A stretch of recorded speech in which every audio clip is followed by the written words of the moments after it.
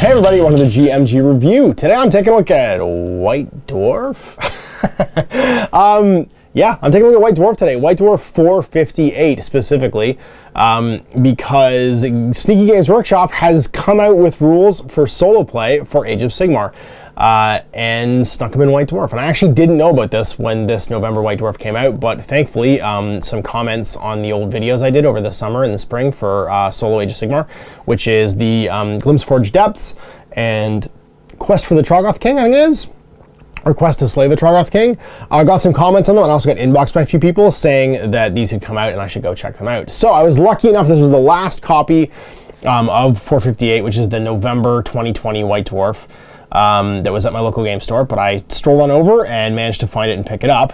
And yeah, and this has, I mean, a bunch of cool stuff in it. There's additional stuff for the Necron campaign for 40k, for what's it called, the something depths, something. Anyway, the Necron one, the one that we're playing right now, which I can't remember the actual, Beyond the Veil. I can remember the actual, technical name of it. Index Tonekeepers, which is kind of cool. The White Dwarf team is doing their own Space Marine chapter and publishing an index for it, which I think is kind of keen. Sorry, Prime Nexus, it's right there. And then some battle reports, and even cooler Outlaw Brutes for Necromunda, so I can use my Chaos Ogre in as a Necromunda Brute now. But solo rules for Age of Sigmar. And let's just jump right to it. I'm not going to go through the whole White Dwarf and do a flip through because I really wanted to focus on these. Because they got me excited. And I'm going to talk more at the end of this video about my history with this and why I'm excited about it. But this coming out basically coalesced a bunch of different ideas I had swimming around in my head. And so I wanted to talk about this on its own first before you see what I came up with. Which you'll see next week. So here's the Hinterlands. Sam writes in here that he basically wrote up a series of solo campaigns for Warhammer Age of Sigmar, which were showcased on the Warhammer community website. And the aim was to give hobbyists a way to play games of Warhammer even when they were stuck indoors. So what's cool about that is you've got a bunch of time over the course of the spring and summer. We were all inside. You can go back and watch the videos if you want. We'll link them up here in the video description. Where they handed out some free stuff, and they were good. They were fun. Now I played them. I can probably link them up here in the cards. If you want to go check them out. But they were. Hey, look, everyone's stuck inside. Let's make something. You know what I mean? And put it out there so people can try and play some games. They're a bit rough. In fact, I did an errata for the Glimpseforge Depths, which I played through a second time, just to kind of try and make the game flow a little bit better. And one of the comments that was on the video was that they'd used my changes in here, which was kind of cool. Which Sam goes on to say, these campaigns generate a lot of buzz and excitement, so in this article I've polished them up the initial rules and expanded upon them. Over the next few pages, you'll find everything you need to play through the Heroes of the Hinterlands Age of Sigmar campaign, including 3 types of adversaries. So there's more bad guys now.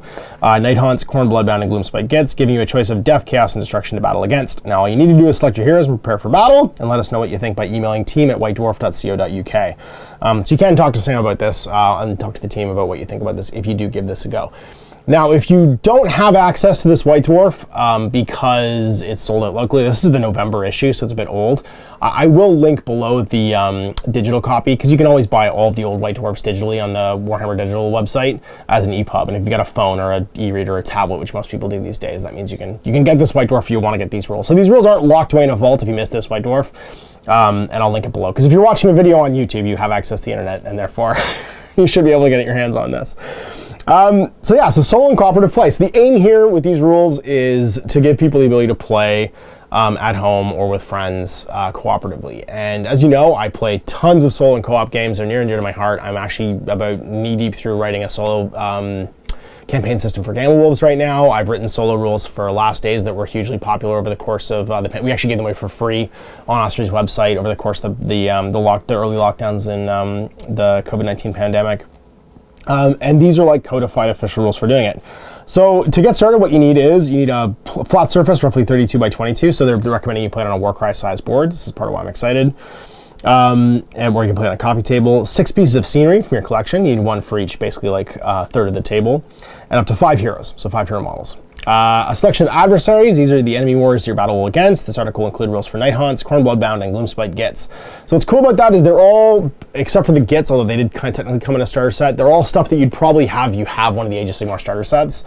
So for instance, in the first edition starter set, the Bloodbound stuff is what's used in here with a couple additional models.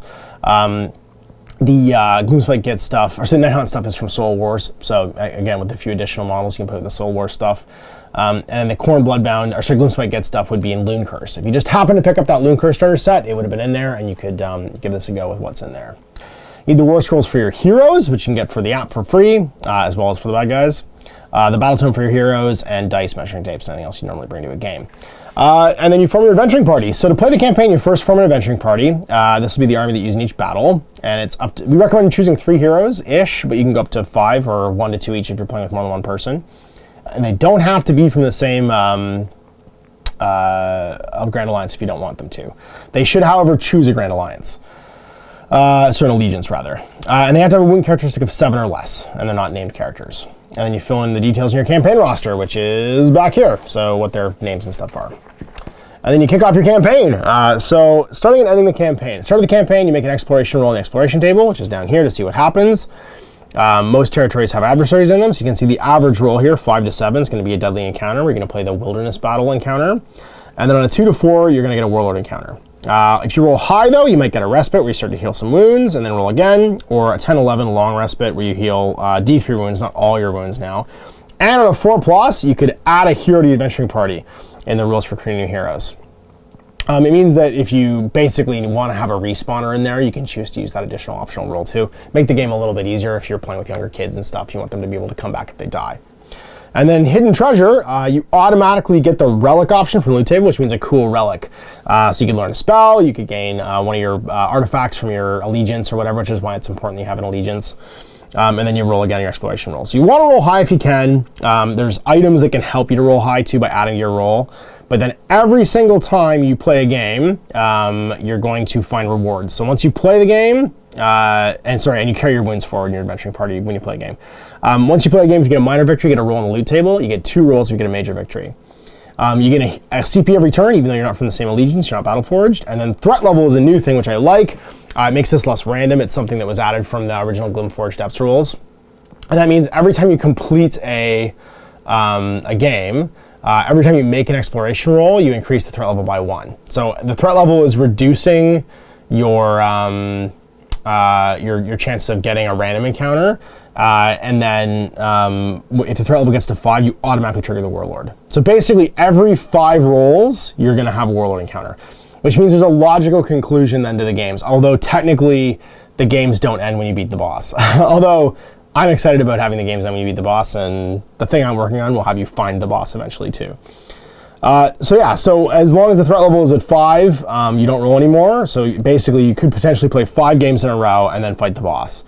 But you could also get a bit of healing and stuff in between there, and some other events and stuff can happen. So what I like about that is it's about the amount of time of like a Warhammer quest or one of the exploration dungeon games of like Games Workshop's past, like Hero Quest, making 5 rolls and then playing. And then as standard, you can recruit new heroes if you get the long respite.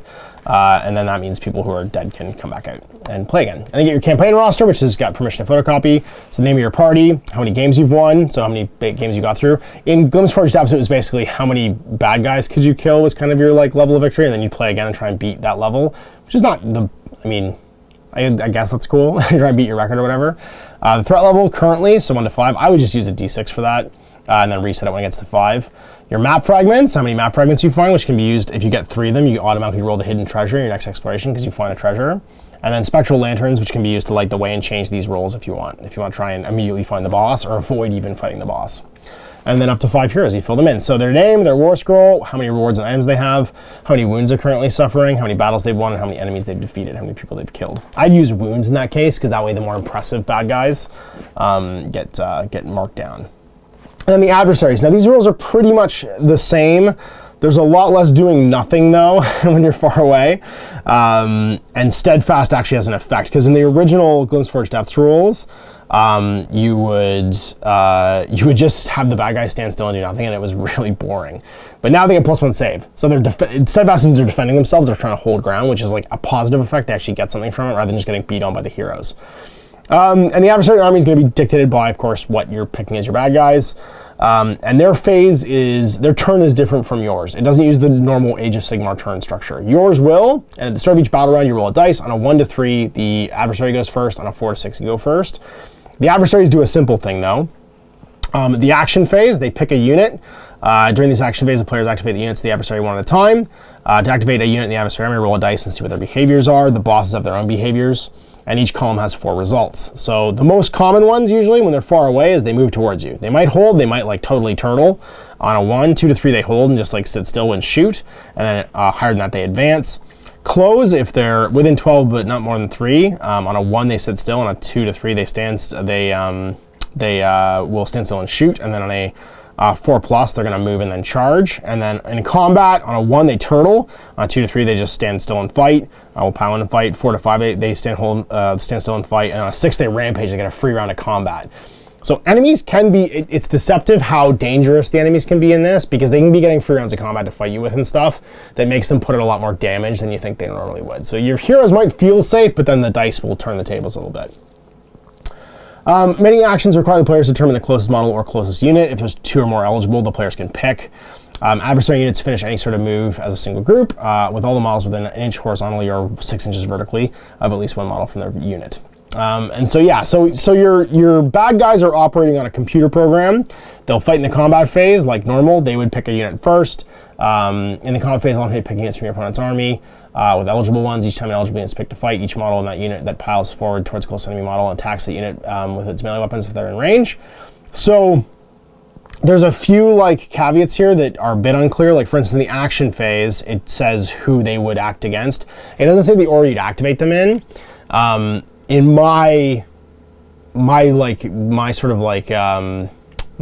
vision for this, you would have bosses always go first. So if there's a boss on the table, they would act in the action phase first before anybody else, because they would have like the initiative. And then I think I'd have the tiebreaker be wound stats.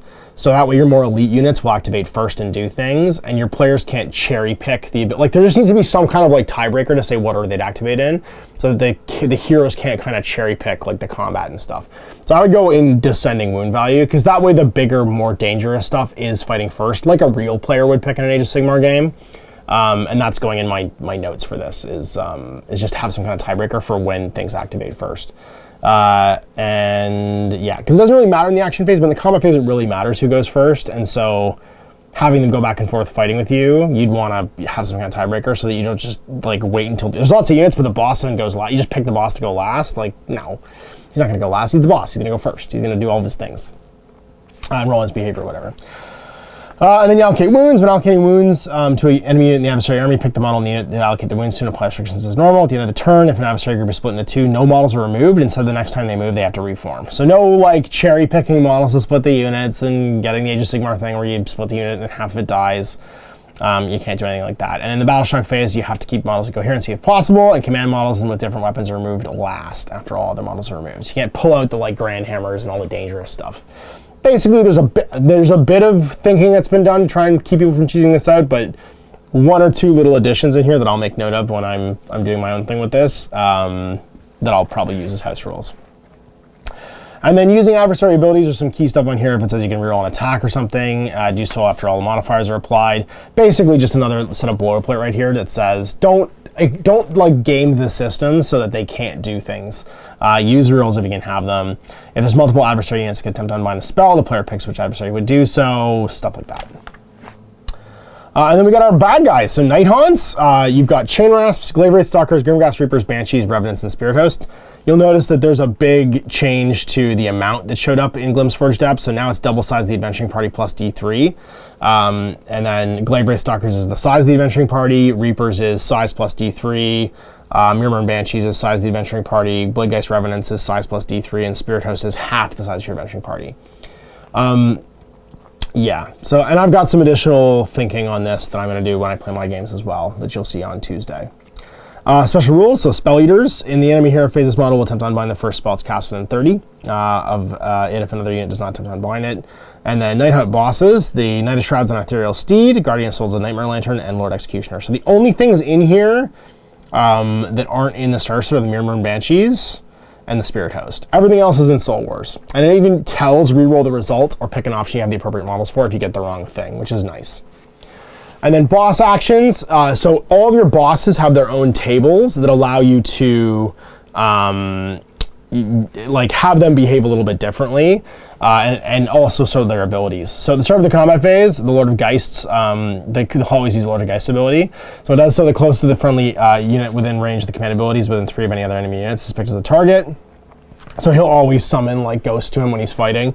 The Guardian Souls with the Nightmare Lantern will always use Spectral Lure, and he'll cast it when he activates. Enemy wizards can attempt to unbind his normals, and then you can get all that stuff to happen. He'll also try to unbind if you're casting magic.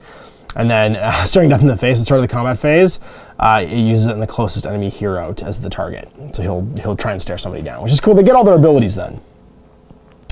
And then so add a Night Hunt minion unit to your army. If you're fighting the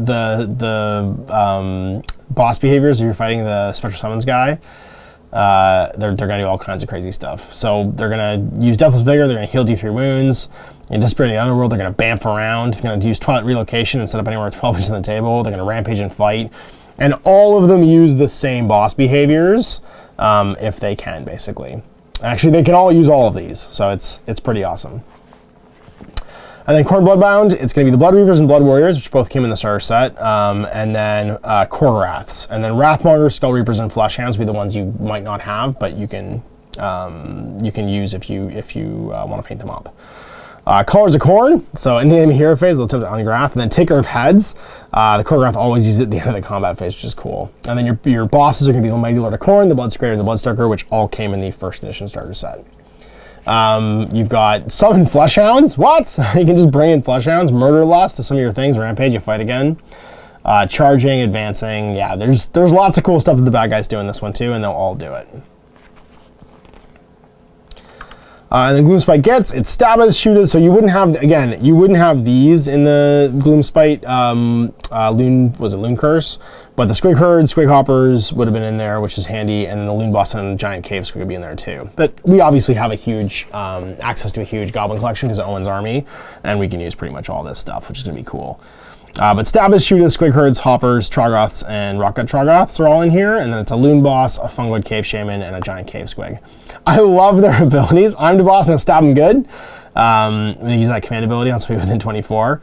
You get Spore Maws on the Cave Shaman, and then Loon Boss and the Giant Cave Squig can use his Red Cap Mushrooms. The first time this model is picked to activate within 3 of the enemy units, it uses it automatically.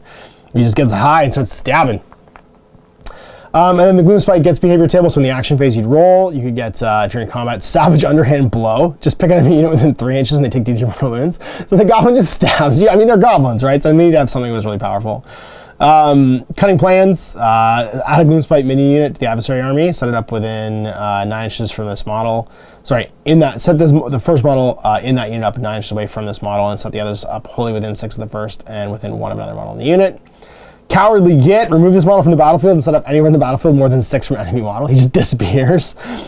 Drink Fungus Brew, like that one's going to be really cool actually because he's going to bamf away before you can kill him. Drink Fungus Brew, he might take a mortal wound, he might heal all his wounds, and then Rampage, Charge, and Advance like normal.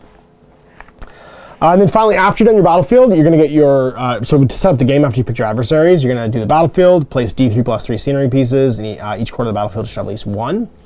Otherwise, the player should feel free to set up an exciting battlefield with an atmospheric location.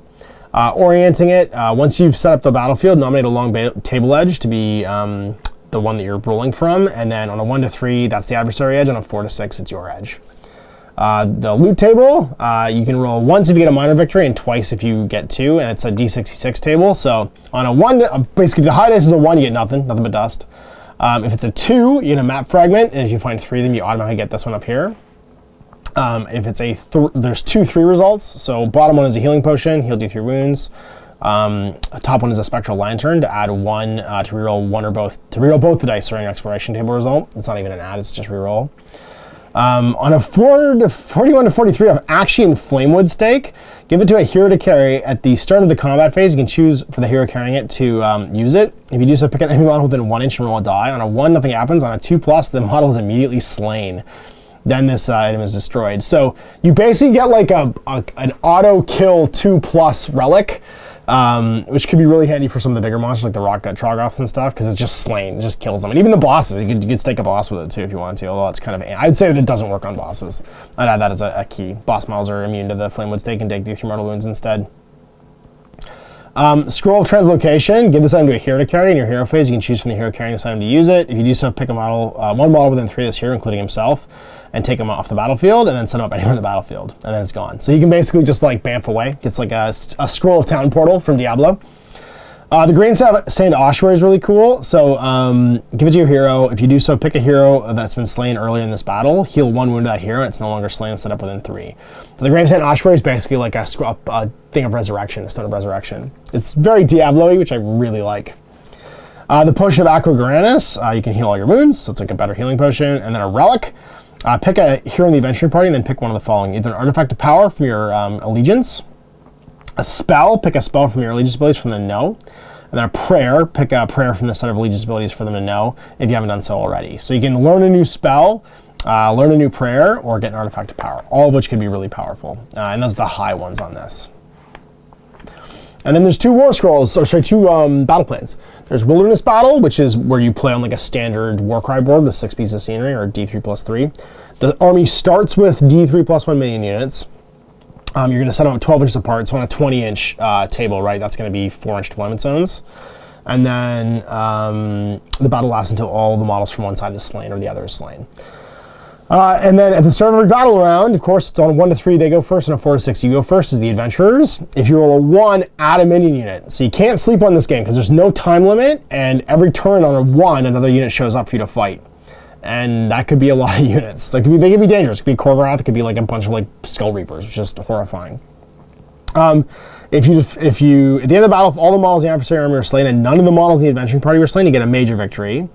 If all the models in the Adversary Armies were slain and some of the adventuring party were slain, you get a minor. Otherwise, if all the models in the adventuring party were slain, the Adversary Army wins a major victory and the campaign automatically ends. And then Defeat the Warlord is basically the exact same battle plan, except you get D3 mini units and 1 boss, and then set them up wholly within their territories. It's again until everyone's slain. Same thing on a 1, more minions show up, and also you can see the boss can also make more minions. And that's the same major and minor victory conditions. So if nobody died and you killed all the baddies, then you get a major. If you killed the baddies but you lost some people, you get a minor.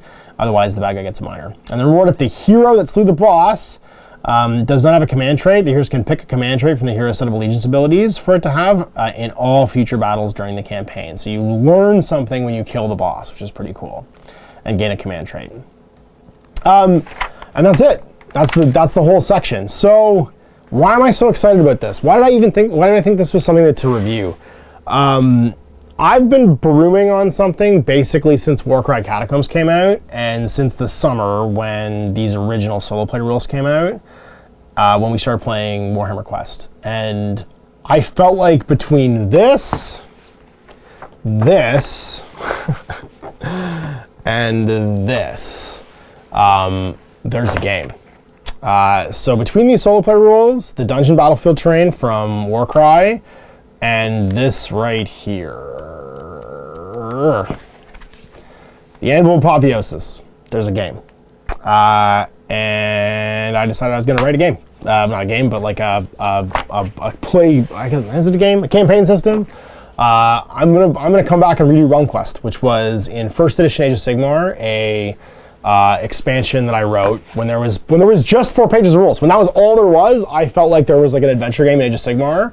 And now with all this additional stuff come out and the Anvil of Apotheosis, there's like a full-on like Warhammer Quest style game, I think, that we can pull together out of these rules without needing a lot of extra stuff. Like, I think it's probably 3,000 or 4,000 words. I'm like 3,000 words into it. I don't think it's much more than that to get like a really fun adventure game out of the core Age of Sigmar rules. And so that's all you're gonna need. You don't have to have this. You can just play using the wilderness rules that are in here and using Warcry boards. But the General's Handbook, the core of Age of Sigmar rules, which if you have the gaming book, is all in here for the realms and stuff like that. And these solo rules. And then what I'm gonna be writing, which you'll see next week, is gonna give us a new edition of Realm Quest, which I'm pretty excited for.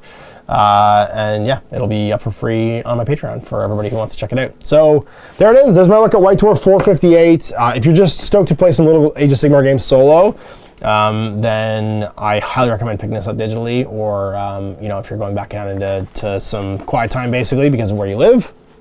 I think this will be a great way of playing some Age of Sigmar games solo, and everything you need is in here with just the core rules of the game. But if you want to check out some more adventure stuff, check out my playthrough of Realm Quest on Tuesday. It'll be my indie game day, and you'll be able to check out the rules then. So anyway, big thanks for watching. We'll see you for more GMG reviews in the future. So I'm Ash. How about you? I hope you enjoyed that video. If you want to support the channel, of course, like and subscribe and hit the little bell below to get notifications when I post future content. I do post stuff 7 days a week. If you want to support the channel further, you can, of course, buy a t-shirt through Spreadshirts, buy a measuring gauge or objective markers from Death Ray Designs, or, of course, most importantly, there is Patreon. Patreon is what makes all this possible, keeps the lights on, pays for the studio costs, pays for the equipment, model costs, and everything else, and most importantly, puts food in my kids' bellies and a roof over their heads. Big thanks to everyone past, future, who supported me. I do this stuff because of you guys, and of course I will continue doing it as long as I can.